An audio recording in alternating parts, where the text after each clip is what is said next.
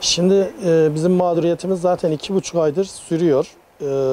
Tamam, normalleşmeye geçiyoruz ama ne kadar olursa olsun biz kredilerimizi, kartlarımızı, ödemelerimizi ertelememiz bizi çok da böyle rahatlatmadı. Çünkü şu an üst üste binmeye başladı. Zaten bunun sonuçları da yavaş yavaş ortaya çıkıyor.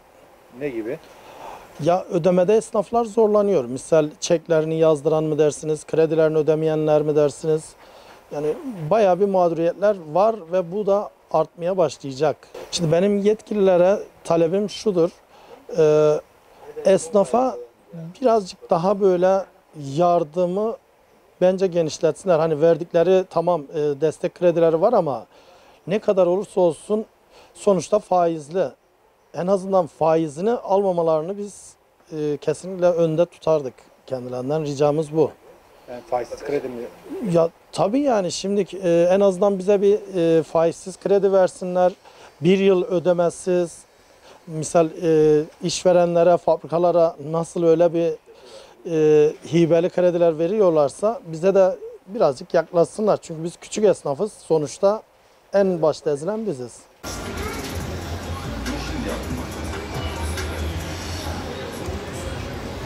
Şu anda bir tık hareketlenme var Gaziantep'te. Şöyle söyleyeyim, millet evde sıkıldığı için, hani hep evde zaman geçirdiği için kendini dışarıya attı. Biraz hani rahatlamak için, hava almak için. Ama bence tedbiri elden bırakmamak lazım. Yani tedbirleri yine şey olmak lazım, duyarlılık göstermek lazım. Pandemi süreci herkes etkiledi, tüm dünyayı etkileyen bir olay. Bizi de çok etkiledi küçük esnaf olarak. Bayağı sıkıntı yaşadık diyebilirim. İşte hem maddi hem manevi. Ben 1,5 ay açmadım dükkanı. Hani koronavirüs nedeniyle. O yüzden bayağı bir kayıp yaşadık diyebilirim yani. Hem maddi hem manevi. Herkes etkiledi, öyle söyleyeyim.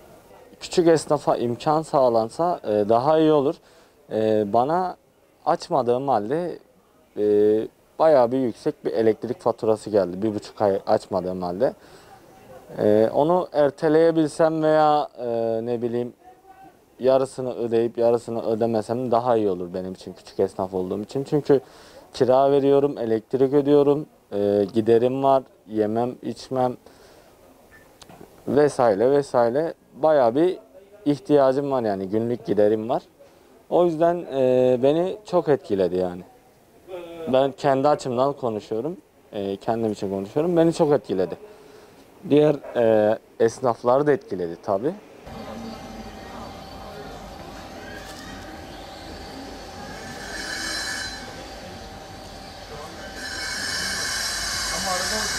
Yani şu anda işlerin durumu biraz daha eskisine göre yani biraz iyi ama fazla tam olarak açılmamıştır işlerimiz.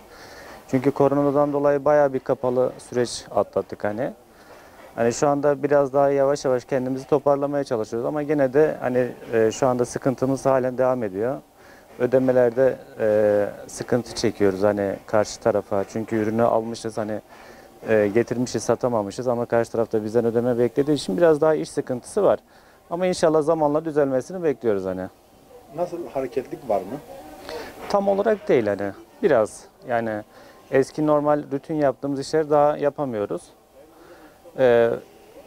Yani şu anda sirkülasyon tam olarak daha devam etmiyor. Çünkü millet korkuyor hani alışveriş yapmak için.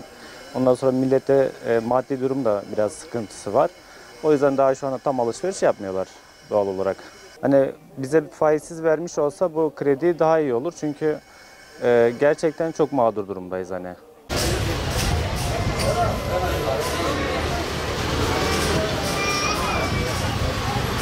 Bizim mağduriyetimiz şöyle, 2-3 ayda belli bir durgunluğumuz var.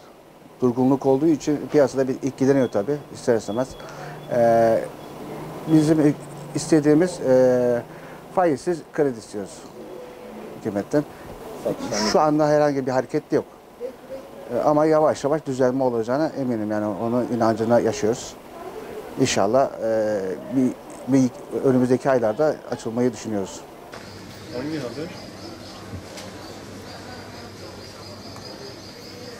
Şu an durum efendim yani esnaf olarak biliyorsunuz siz de özetlediniz. Çünkü esnaf olarak mağdur durumdayız. Ama bir şeyler kıpırdanma, hafif bir kıpırdanma var. Yani o eski günlerimizi arıyoruz. Arar olduk. Mumla arar olduk. Tabii biz de bu süreç içinde 2 aydır mağduruz. İşlerimiz kırıldı. Günlük kazancımız düştü tabii. Fiyatlarımızı aşağı indirmek zorunda kaldık. Bu şekilde mağduriyetler yaşadık. Satışımız oldu ama tabii eskisi kadar hareketlilik olmadı işlerde. Dediğim gibi fiyatları çekmek zorunda kaldık, indirmek zorunda kaldık. Yeri geldi zararına satmak zorunda kaldık. Bu şekilde mağduriyetler yaşadık yani. Şu an şöyle, düğün sezonunun açılmasını bekliyoruz. Tabii bizim işimizin gereği. Daha çok abiye sattığımız için düğün sezonu açıldıktan sonra işimizin tekrardan düzeleceğini düşünüyoruz. Ama sonrasında tabii koronavirüsün çözümü bulunmazsa yine bir kırıklık yaşayacağız.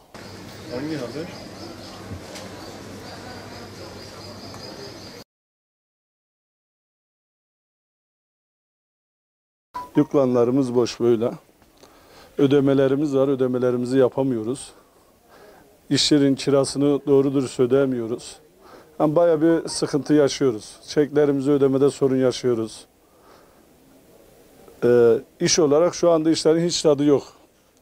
3 aydır aşağı yukarı doğru dürüst bir iş yapmıyoruz. Bayramda 3-5 gün ufak tefek bir şeyler yaptık. Ondan da bir kiramızı ödedik. Yani tamamen şu anda büyük bir sıkıntı yaşıyoruz. Çekimiz var, ödememiz var. Gerçekten de yapamıyoruz. Mağduruz yani.